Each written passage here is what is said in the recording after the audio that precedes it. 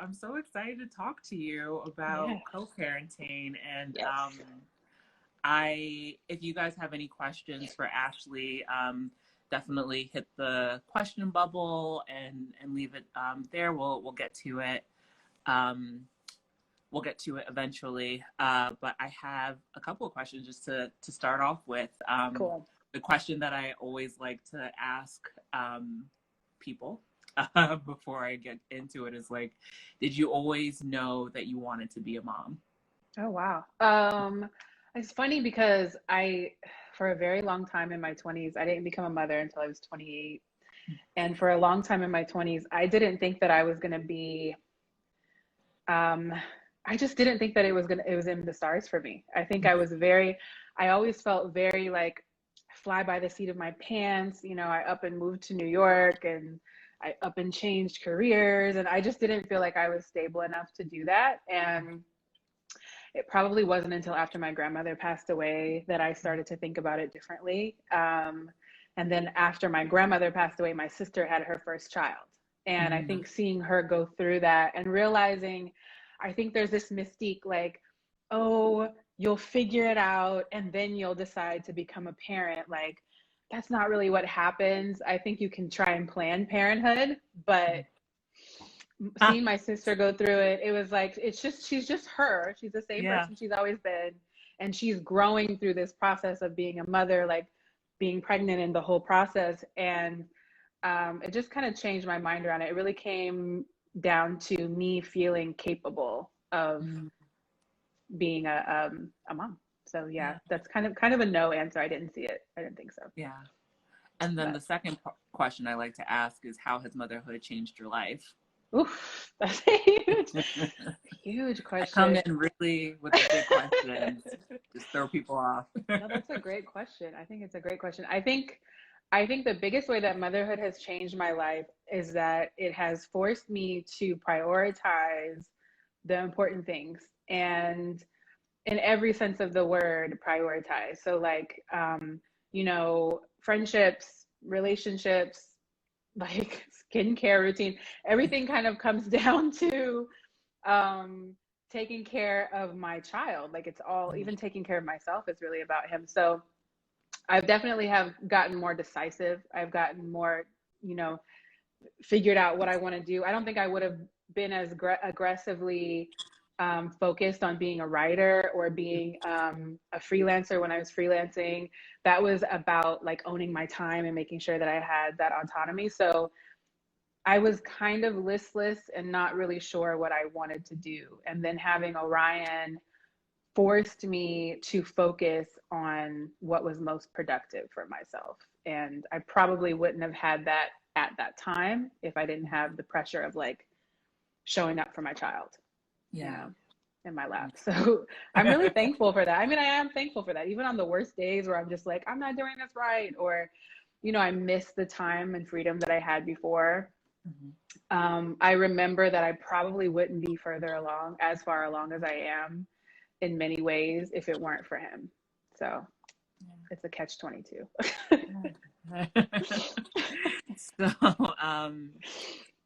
I want to transition into some questions about co-parenting. So, what did you think co-parenting was before you became part of the co-parenting community? Oh, I think that my impression of co-parenting was based on what I saw growing up. And what I saw growing up really had more to do with, it was a lot of like blame and like it's your turn to do this, and it just Mhm. seemed like a hot mess. There was a lot of bickering, a lot of girlfriends that I had growing up who had kids really really young, like high school or just out of high school, and seeing what they were going through, it wasn't the best impression. And so I think, when I first met my ex-husband and we were talking about what family would look like, we kind of decided then and there that no matter what, we were going to do our best not to um, continue whatever cycles we saw growing up, whether that was with our parents or other people in our neighborhood or whatever, where we just didn't want to fall into that trap, like the baby mama drama, baby daddy drama. We didn't want that. Um, and yeah, so I went into it thinking it was going to be that co parenting was chaotic for sure. Yeah. Yeah.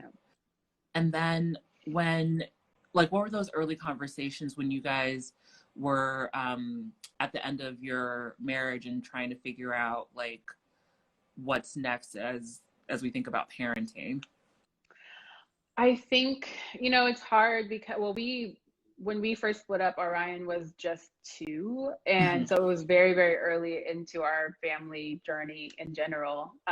And we centered our son in those conversations from the beginning. It was really more about making sure that he was cared for. And I think we also thought a lot about long term and what was comfortable. Like our family, we moved all the way to New York City after we split up, so it was kind of like, where's the best place to live so that both of our careers can flourish, because that's what's best for Orion. So I think just the fact that we were on the same page, that we didn't want to recreate any of the drama that we saw growing up, because we're both products of divorce ourselves, was kind of the central feature. And even now, like, we actually have gone through a period of like disagreement again. And we decided to go back to family mediation and solve it there. And I think being able to say, okay, we're not getting anywhere figuring this out together, let's ask for some help. That's also part of just being on the same page, that we don't want to damage the child because we can't necessarily agree, on something. So it was definitely about like, let's just keep him healthy as much as possible. This is obviously going to disturb his childhood. This is obviously going to be a problem, but it doesn't have to be a permanent like disability for our family, Yeah. So yeah. That was one of the questions I wanted to ask you was, we can get into it now because you mentioned it. Like, how do you handle disagreements? And how did you, like, was family mediation something that you already knew about, or how did you discover it as a tool that you could use as you guys co-parent? Yeah, we went into all of it through we just in the beginning of the whole divorce process, it was a lot of lawyers and talking to, legal people. And I think that just seemed like what we're told to do. I mean, that's just the first thing that you think of. But now that I've kind of understood how family mediation is really helpful, I highly recommend that over just going straight to court every time there's an issue.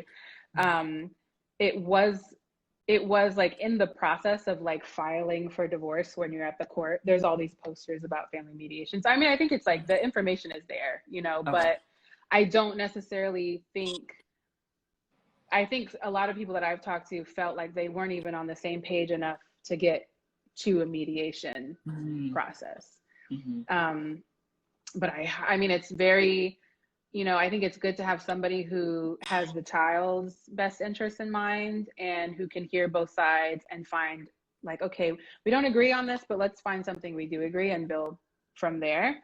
That's a huge help just to have that. So I've really appreciated it. And I personally don't really like family court. I think I don't like what it does specifically to Black fathers. And can you talk a little bit more about what you mean by that?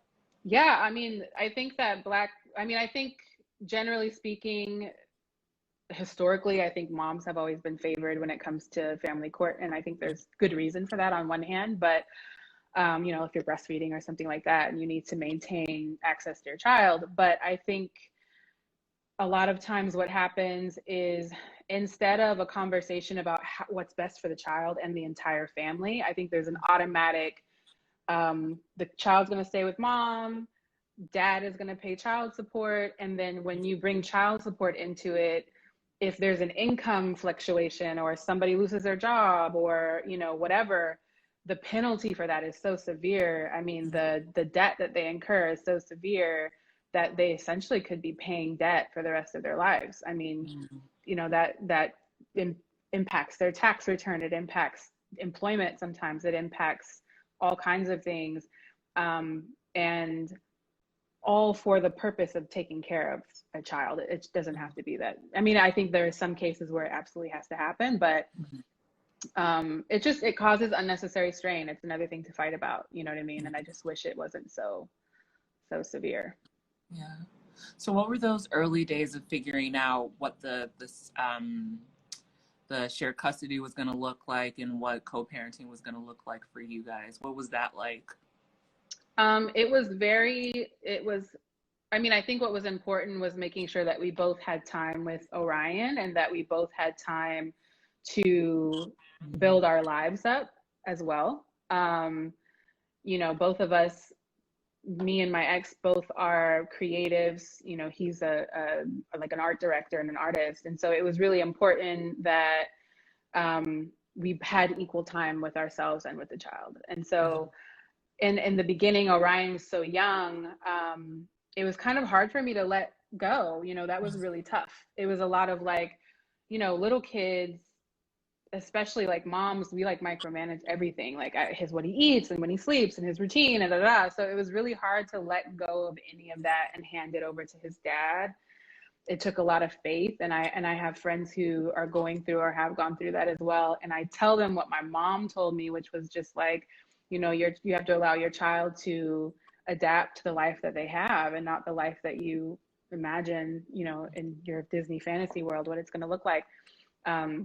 And so I had to kind of reset my expectations and just kind of tell myself, all right, my marriage is over. My son has to be a co-parented child. His dad is not, you know, in any way ill-equipped to care for him. He's not a danger to him. He's not a danger to me. There's no reason for him not to be around his father.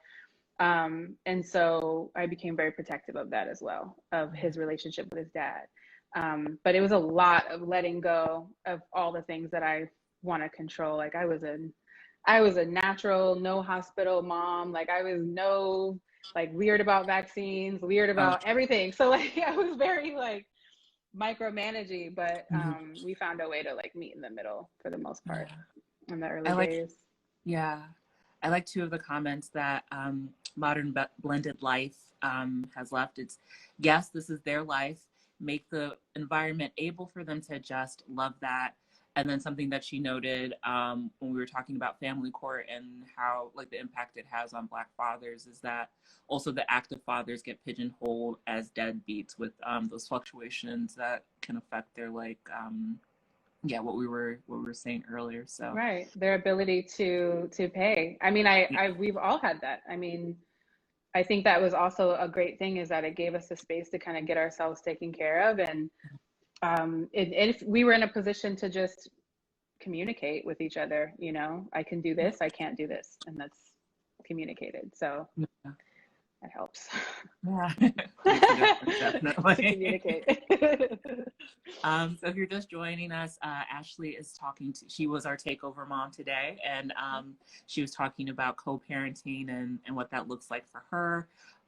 You can watch the stories and also the feed to see some of the things that she shared.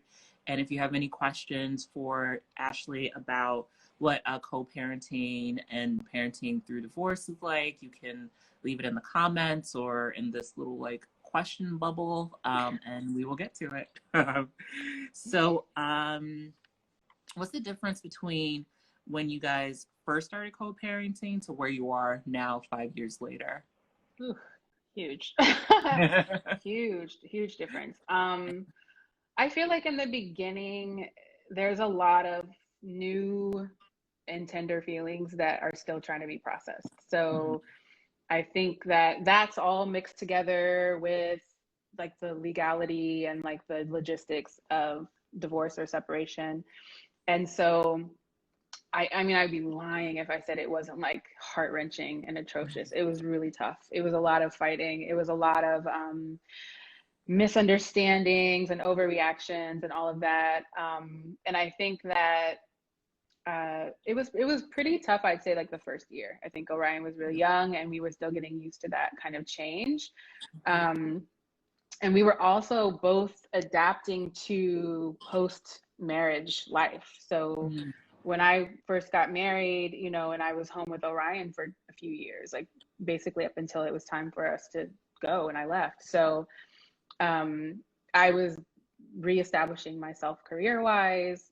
he was also reestablishing himself career-wise. So there were a lot of other things that we were getting through, like just the business of growing up kind of, and just like showing up as an adult. And it's been it's been 6 years. I mean, we've been co-parenting for about 5 or 6 years now. So because we allowed each other the space, and I'm really thankful for this, we've allowed each other the space to work on our work and our careers. And I think because we were able to communicate enough to share our time with Orion, there was time for me to work on, you know, being a freelancer or writing, or, you know, these other things that I wanted to do. And there was time for him to, like, he went back to school to learn about natural medicine and other things that he was interested in doing. And then we get to be whole people, you know, we get to kind of show up as who we really want to be. So it's almost night and day. I think now we have, you know, pretty good, clear communication. When we have an issue, like I said, we're both very willing to go back and have mediation. They're not screaming matches. They're very calm, like, let's sort this out and then get a new agreement, move forward. And, you know, we have, like, even like today when he's dropping off my son, he was going to drop him off like about now. And I was like, well, I have a thing I'm doing. Can you drop him off at 5? It's not an issue. It's not like, well, you said, you know, it's not that. It's essentially, it's good for our child if we're both good. And it benefits me if I'm supportive of him in a way that is mutual. It benefits me because it benefits my son, because it benefits his dad. It's just, it all works together so much better if we're all healthy and happy.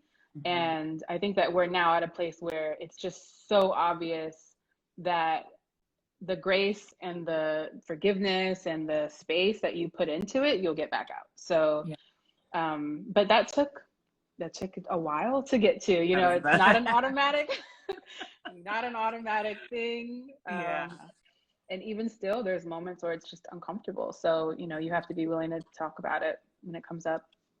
Yeah.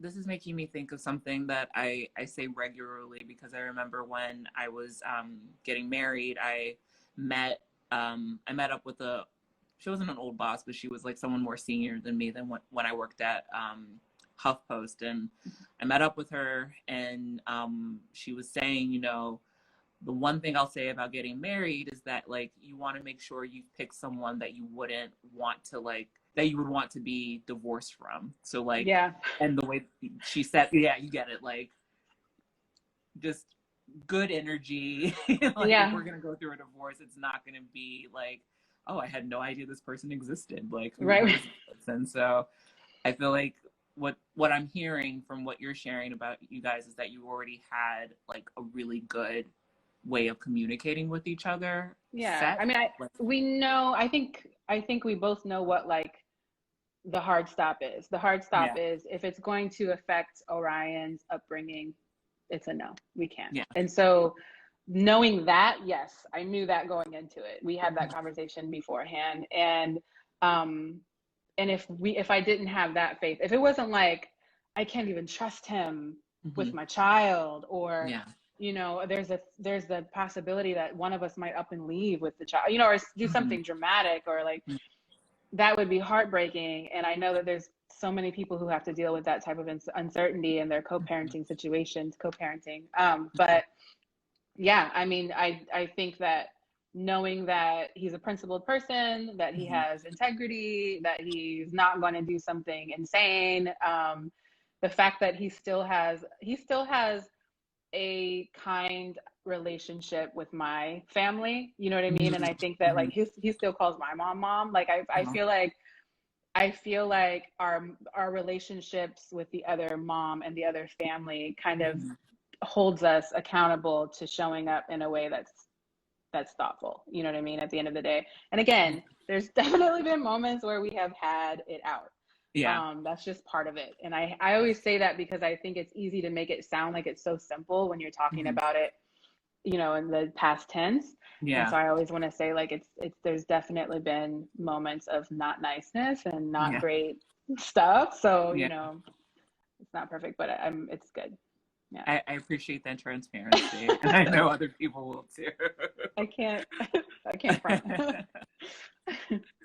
So how do you handle Orion's feelings about being co-parented if like feelings come up for him about it? Oh, they come up every Monday. Mhm. I'm gonna get an earful when he gets here.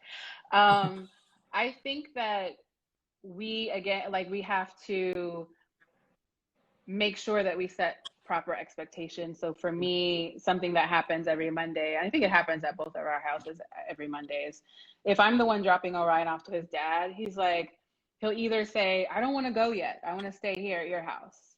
Or it's like 2 days before I drop him off to his dad, and he's like, I want to see dad now. And it's really tempting just because you can, just to like follow his whims and say, okay.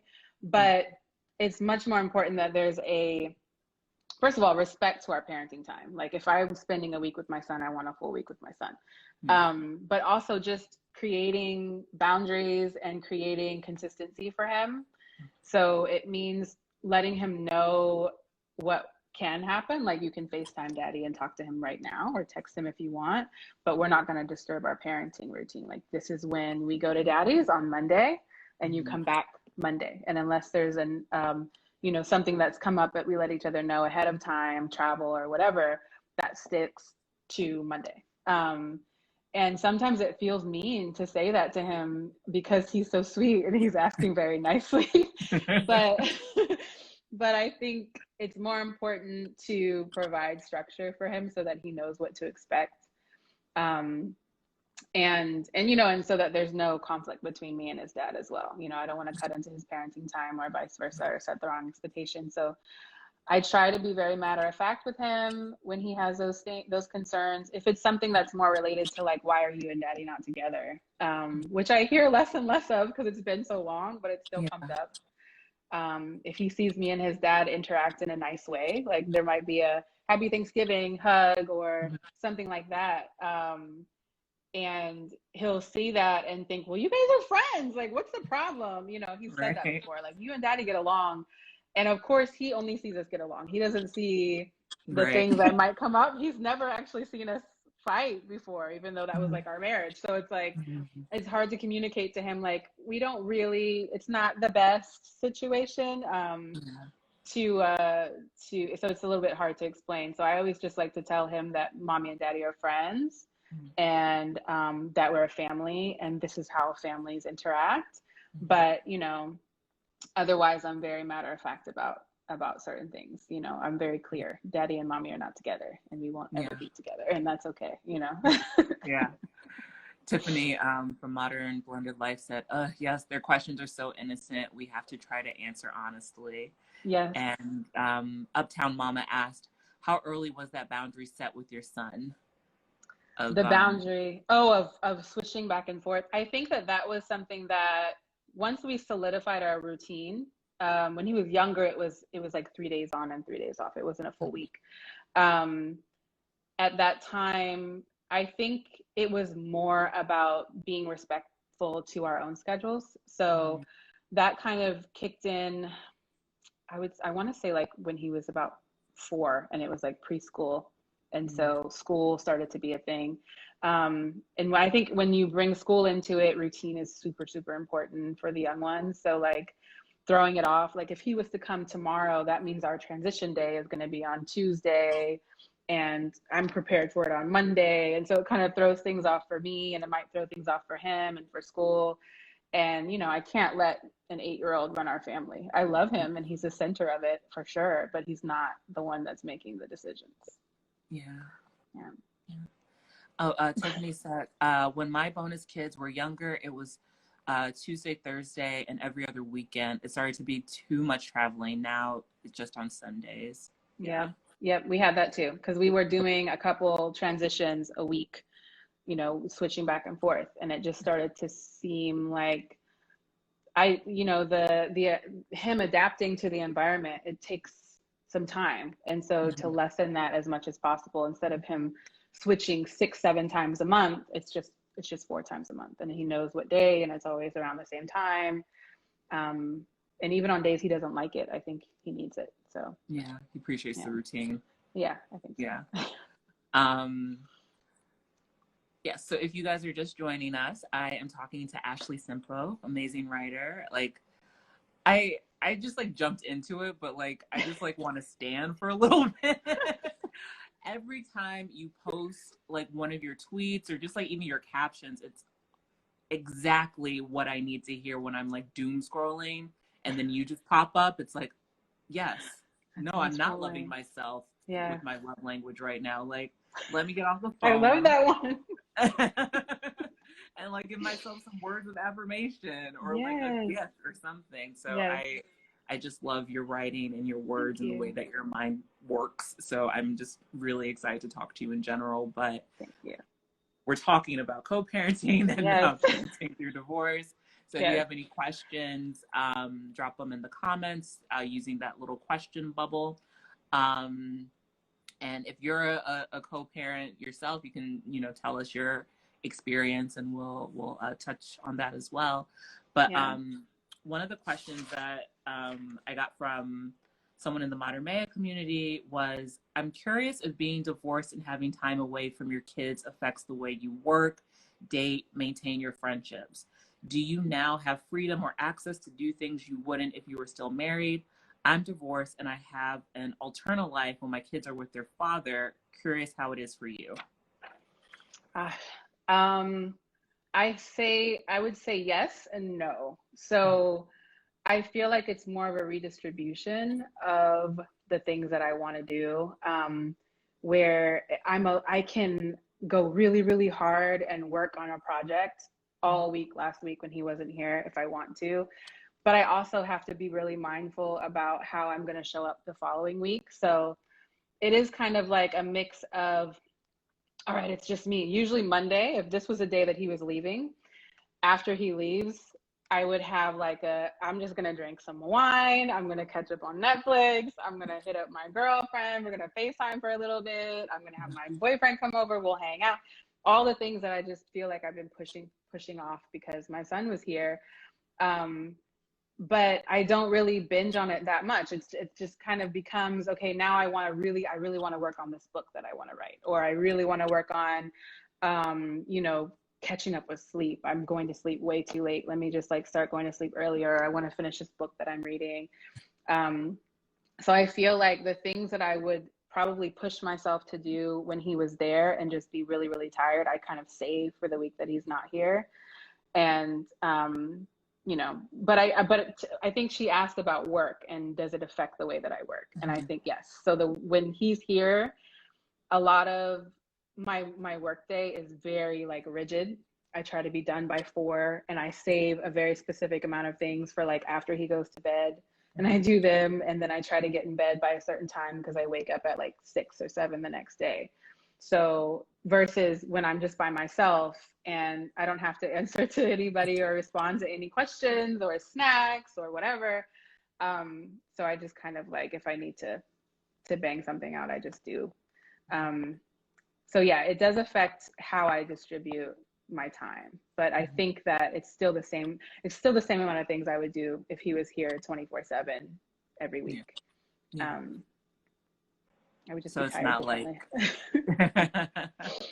I think that there's this idea that like, no, I think people think like anybody with a co-parent is like, has the best of both worlds, where it's like, oh, you have all this time to yourself and all of that. And it's like, well, yeah, but you're also, I mean, for me, I'm also like, I have a lot of self-doubt. I think it's also emotionally taxing. So you have to kind of heal from it. I mean, I don't really hear co-parenting moms and dads talk about it that much. So I've actually gotten to the point where I'm like, is it just me?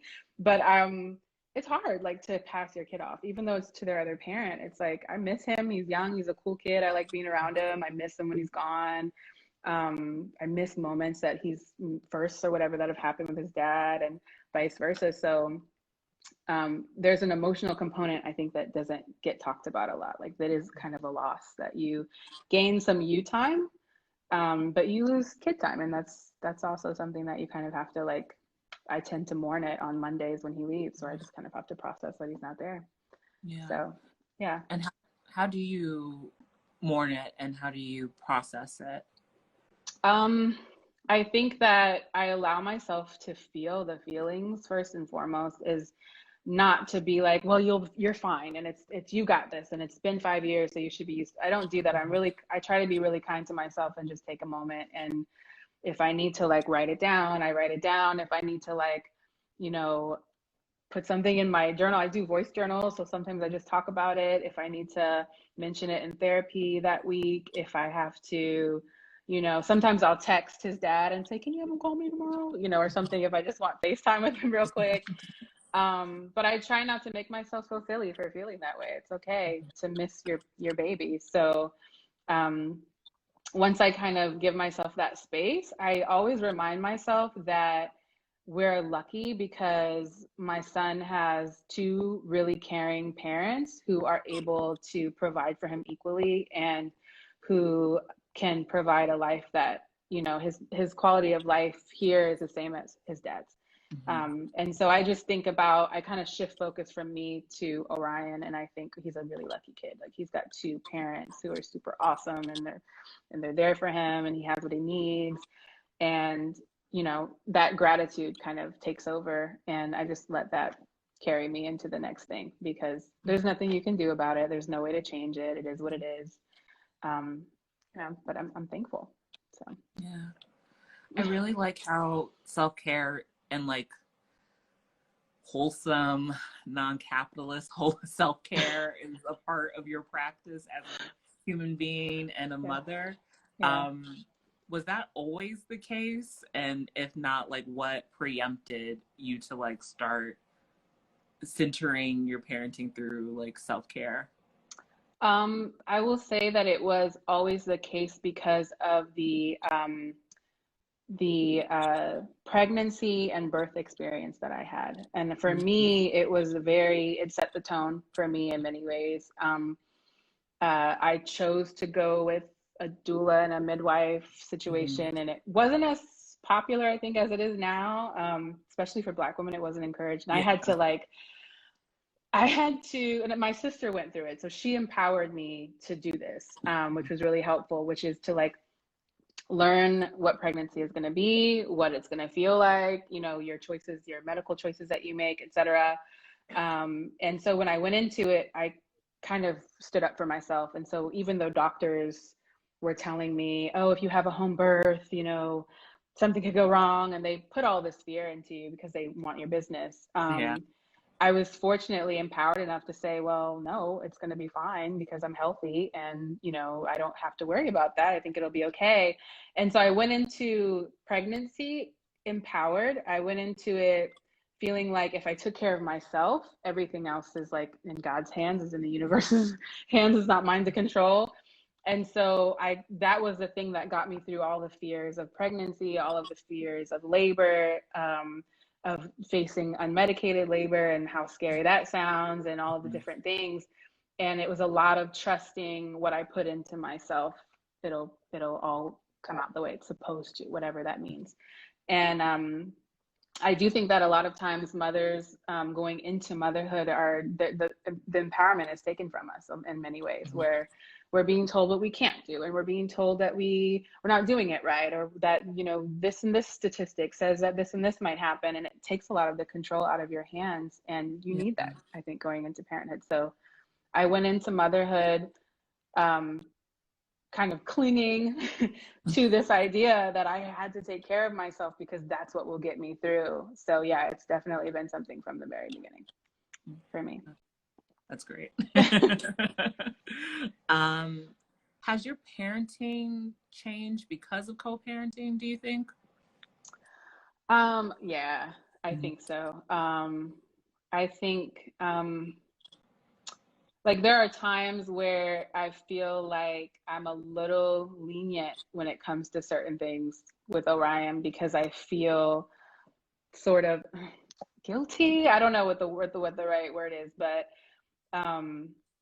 you know, he's an only child, and just sometimes I feel like he got not the short end of the stick, but I think guilt sometimes sinks in. So I feel like I've said yes to things I wouldn't normally have said yes to. Or both me and his dad will just kind of splurge or something on him. And I think it's because in the back of our minds, we're like, well, you know, but generally speaking, I think it's made me more intentional. I don't take the time I have with him for granted. I think that communication was very, very, very central in my dynamic with my son. So I mean, he's 9 this year, so he's still pretty young, but he is a very communicative kid. If you've met him, it's surprising. He'll express himself. You can't get anything past him. He's not a kid that you can like sneak a lie past or trick. So he's always asked really honest questions about what's going on around him. And so it's forced me to have very honest conversations with him that I don't think I would have had to have had if he didn't have those kind of questions. So you know, everything from what does divorce mean and why to, you know, talking about new partners that have come into me in his dad's life to why are we moving again to whatever, you know, those questions can't be like, there's no easy answer when it comes to this particular child. He wants the real answer. He wants the truth. So yeah, communication. Yeah. So how do you talk to him about, how do you talk to him about new partners? And like, how do you guys, you and your ex navigate like new partners and meeting Orion and all of that? Yeah, I mean, we navigate it differently, I think, for him versus me. I think he's a little more like, you know, he's a guy, so I think whoever makes it past his like gate, his like maze of whatever to actually be in a relationship, that they finally might meet him at that point. But for me, especially my current partner, I think I just thought, well, if there's a situation where he happens to be in the same space as my son, and this was before we were like together officially, we were just friends, I'll just introduce them to each other. I didn't want to be too like, here's my boyfriend, meet my son. We've been together for a year and now you can meet him too. Yeah. Again, because that's just not his style. Orion would be like, well, how long have you been around? And how come you didn't tell me, mom? Like he's that kid. So it made more sense just to kind of naturally introduce him. And so he met my partner pretty early on in a very casual way. And we saw how that went. And then we kind of went to the next thing. But I think that I've communicated with my son that it's really, really important to be in relationships and friendships that are healthy and where both people feel empowered and safe. And so when we have had conversations about, well, how come you aren't with daddy anymore? A lot of it was like me and daddy were not able to make each other feel safe and to make each other feel empowered. And both of us deserve that. And so now we've separated so that we can have that with other people. And I don't think that that's always going to be super, like, I don't always think that my son has understood it necessarily because he's never been in a romantic relationship. So he doesn't know that dynamic, but it's the most truthful way I can explain it in a way because I ultimately want my son to walk away with a high standard for who he lets into his life and knowing that there really is no person who is exempt from being excused from your life. Like if this isn't compatible, whether it's a wife or a friend or whatever, move on. And I wanted to make sure that he knew that whatever the relationship was, because there's friends I've had who I've had to let go, and I've explained to my son, like, that's not a friendship that's healthy anymore, and so mommy isn't around that person anymore, because I want him to do the same in his own life, you know. I love so much of like what you're modeling for him, and it's also making me realize like my parents didn't talk to me about like what a romantic relationship should be. It was like, don't have boys calling here, don't get pregnant. Like, Right. I was telling a friend the one thing my dad said to me about like besides don't have boys calling here, don't talk to boys, don't kiss boys, was like if a man ever tells you that don't ever let a man tell you not to have sex without a condom. I don't care if he tells you like it feels better without a condom, you always wear a condom. It's just Yeah, like, I remember that. the fuck? Like, What else though? that's the one thing you're going to tell me? Like, that Okay. is, I No, but do that's not need to hear true. that. But yeah. I think that we do like, and I didn't either. There wasn't, I think, well, my parents, they divorced when I was like 12, 13. Mhm. So I also watched my mom date a little bit growing up. And even that, there was really never an instance where she was like, this is how you have a healthy relationship with a man. It was a lot of preventative, like just don't have sex and don't get pregnant, you Yeah. know?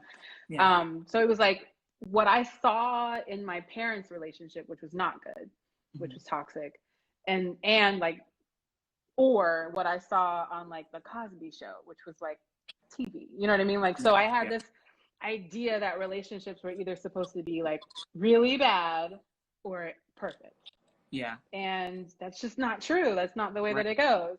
Yeah. So I did feel, and I do feel, a sense of urgency to make sure that he understands what relationships really look like and all types of relationships. So he knows what me and his dad's co-parenting relationship looks like. He knows what me and a new partner's relationship looks like. He sees me being friends with people, and we have these conversations where we talk about expectations and standards and niceness and all of those things. But yeah, that, I think that's really Yeah. missing, I think, from Yeah. our generation. No, these kids today, man, I don't want to be like those people who were mad about student loan debt potentially getting canceled. Like, that's not fair. Why didn't I get to have that? No, I hope so. These kids these days, I'm very jealous. They're getting they're getting some They good parents. better.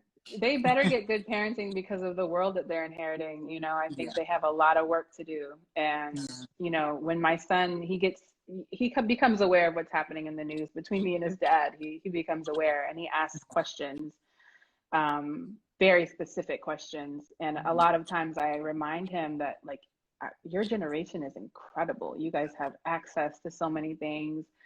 You know, your parents, our generation of parents is so much smarter. We have so much more, not smarter, I guess it's the wrong word, but like, I don't know. I think we're more conscious and thoughtful, or we are able to be more conscious and thoughtful. I don't think that our parents didn't want to be. It was just a Right. different We have priority. space for it. We have Yeah. space for it in a way that our Yes. parents didn't. I don't think Absolutely. I don't even think when I think about my parents, it's like, did y'all have time for hobbies? Like, Right. Was there ever I'm a sitting here moment? reading the Like, Babysitters Club and y'all are working your asses off. So like, yeah. hats off to you. Right. Exactly. I think Tiffany nailed what like a lot of people feel about what you said. She said, love this. One of my mantras as a parent is that I need to model what healthy relationships look like. So important to have those conversations early for all relationships. Great job, Mama. Thank you. Yeah. I mean, like I said, I credit my son in many ways because he is just, and I think because he's an only child, I think he just has, you know, he's just a very outwardly spoken child. He'll ask, I mean, it's the reason why the book happened, is because I had all these questions, you know, this conversation with my son about divorce. And he was like, I have some questions and they need to be answered. That it can't be well, like he really wants an answer. So I really am thankful that he's that kid because it's forced me to figure things out and make them digestible. You know. Nice. So yeah, if you guys have just joined us, I'm talking to Ashley Simpo about co-parenting and parenting through divorce. I have a question. Well, if you guys have a question for her, you can leave it in the comments or press that question bubble. But I have another question from someone in the Modern Maya community. And she asked, my question for Ashley is how to navigate healthy co-parenting with another parent who has a completely different parenting style, specifically one that's against gentle or conscious parenting. Wow. I think, you know, first of all, I think as long as everybody is safe and that, you know, because thankfully we don't have a disagreement around discipline. But I do know that I'm probably a little more light touch with it than his dad. I think that if there was any concern, I would fully encourage you to try mediation and get on the same page when it comes to discipline, because for the benefit of the kids, I think them knowing what's right and what's wrong, and not feeling like they're to blame for things, or, you know, just starting bad habits around their bodies and consent, and like, you know, that whether or not it's like spanking is the issue. Um, and I think having mixed messages is more dangerous than having no message. And so I would fully empower you to look at family mediation and try to get on the same page about things like that. In mediation, we learned, you know, there has to be some things that are the same that you agree on, and things that are different that you agree on. And that's the most important thing. If you both agree that, like, okay, over here, it's a timeout, and over there, it's a, you know, you write sentences or something like that, that's okay. But we agree not to hit, you know, those things have to be, I think, to try as much as possible to be on the same page when it comes to that. So that's why my advice is to mediate. I don't have that problem at the moment, but we did sort out something similar in mediation. So don't like feel alone, and that you have to just like deal with it. And I try to create urgency as well when it comes to some of these things, because I feel like a day in a kid's life is just so much longer than ours. Like something that we're like, okay, I'll figure that out by the end of the year, by the end of the month or something, or I'll get around to that. And in the meantime, they're little sponges and they're absorbing everything. And if everything can be, you can explain it and you can provide support, and it's not like you're permanently damaging your child, you know, because you didn't act on something sooner. But, you know, I do think that it's important to find a solution and not think it'll sort itself out. Yeah. That I'm saying from experience, because I've definitely been like, well, he'll understand when he's older, and you're actually just solidifying a habit that maybe they don't need to have, you know. So yeah, mediation. And I found a few that were helpful to me, so I'm happy to share like the resources that I have. I just have to dig them out of my email, but there's options. There's sliding fee scales, there's free pro bono, the court pays for some. Like there's a great options for, and you don't have to be the one to like ask your partner to mediate. You just give them their information, and then they reach out to them on your behalf. Wow. So That's really good to know. I'm now feeling like that should be an article. Yeah. I'm actually, that's a good one. Yeah, that's a good one. I think that's good. Yeah, no, that's good. Yeah, so let's see. Oh, something that you mentioned that stuck out to me is like, you don't have to do it alone. And I'm wondering like, who is in your community that helps you with co-parenting? Oh, that's a good question. I would say my mom is a big supporter. I love that she's on my side, but she's on my son's side more.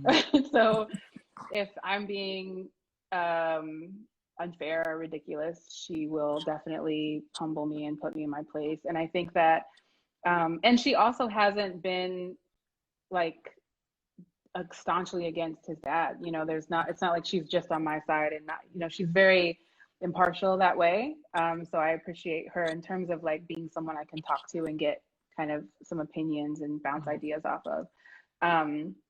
My partner, my boyfriend, who I've been with for a year now, is a big supporter on my side of co-parenting, because you know, he just shows up and he's a reliable person. And like today, he texted me and said, "Did you eat today?" And I didn't respond because I wasn't thinking about it. And then he just sent lunch to my house, and he was like, "They're gonna be here at 2:00." And I'm like, "All right, thank you." That's amazing. So he could write a book on how to date a mom. Like I've told him that. I'm like, you could tell people how to date a mom, because he's very understanding.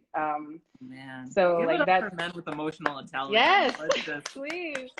Amazing. Yes.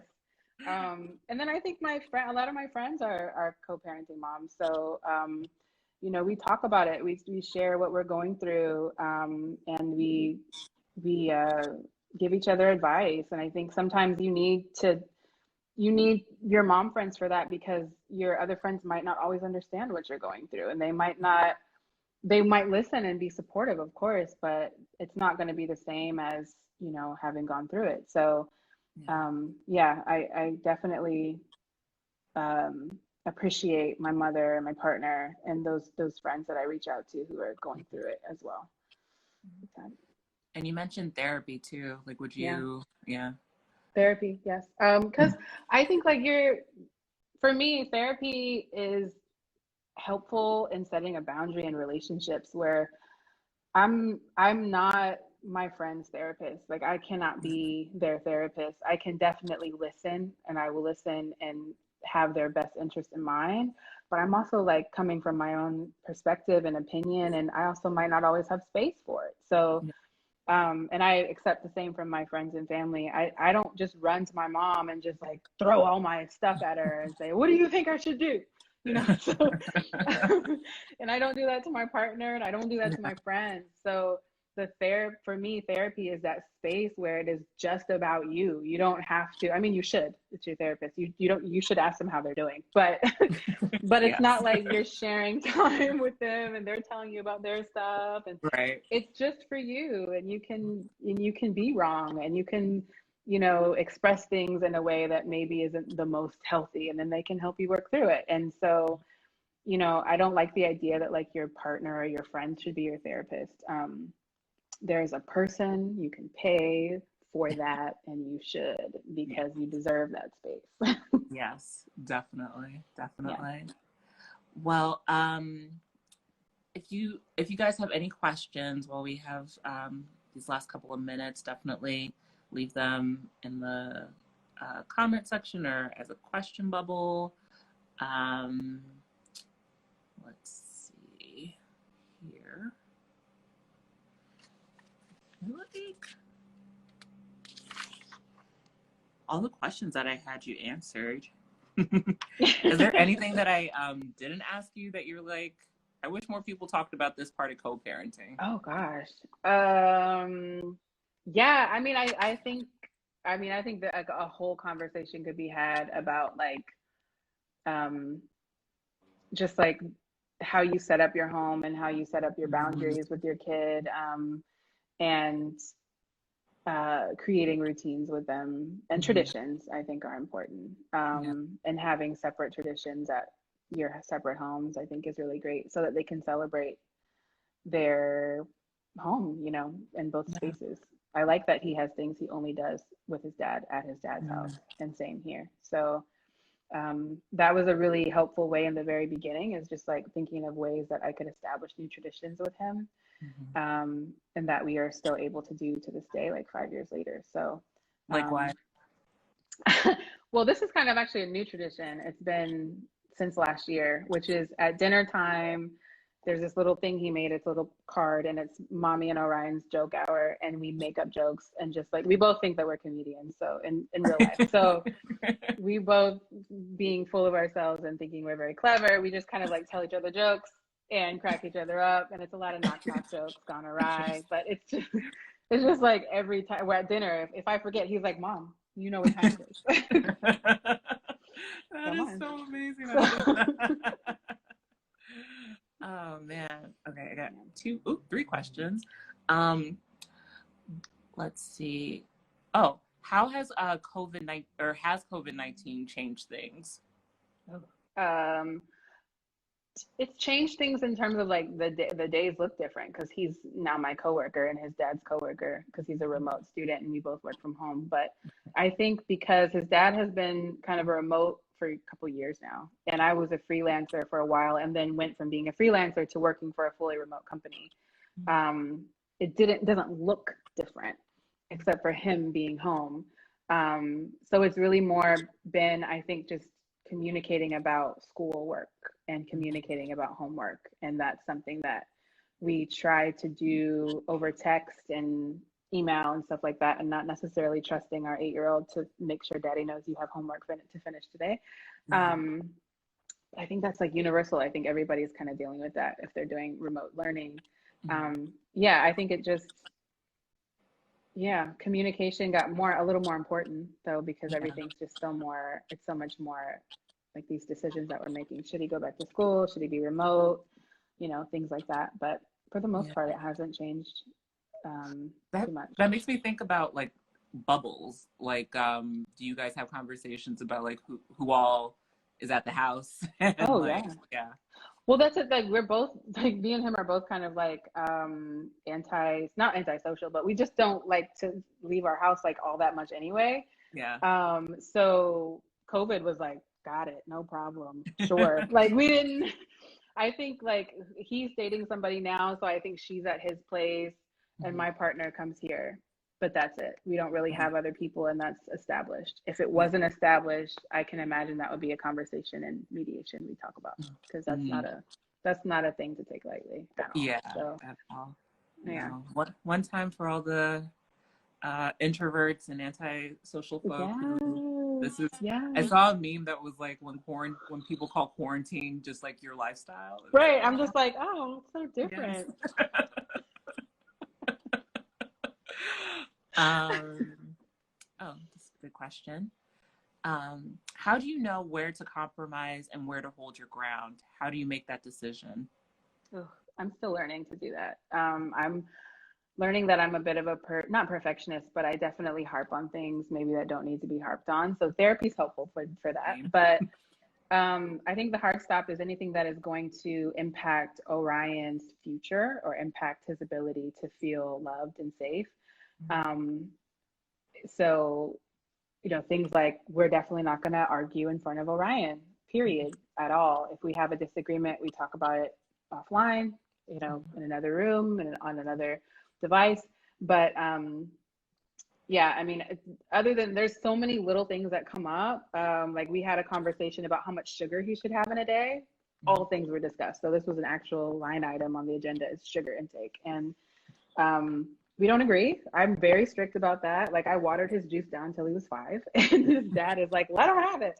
So at the end of the day, our mediator was like, is this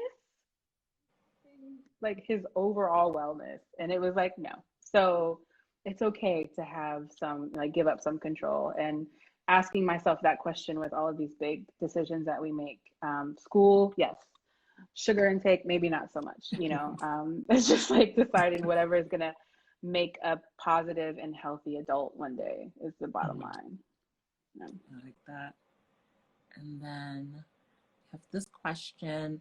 What was the transition like at first? Oh man, it was really scary. It was very, very scary. I think as a Black woman, there's so many negative tropes about Black single mothers that I was just like spinning. Oh my God, what's gonna happen? Like no one's gonna want to date me. How am I gonna?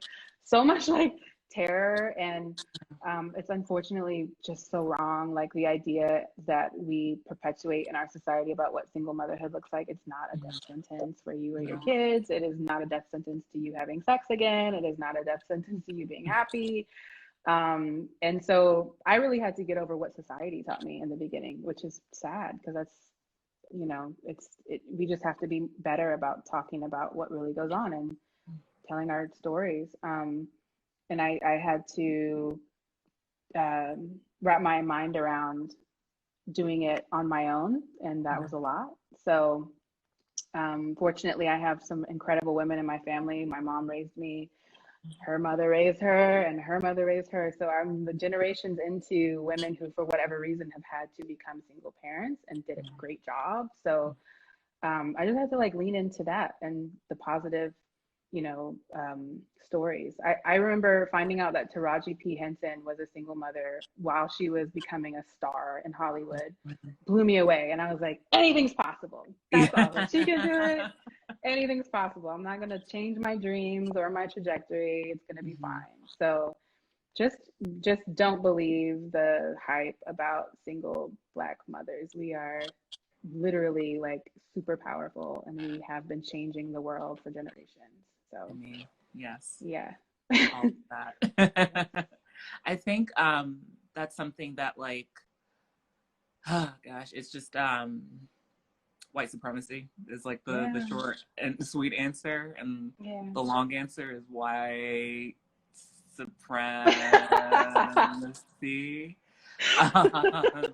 And just how internalized that shit is too, because I remember when I started Modern Maya, I said it was a website for Black moms, and the person was like, oh, that's really great that you're doing something for single Black moms.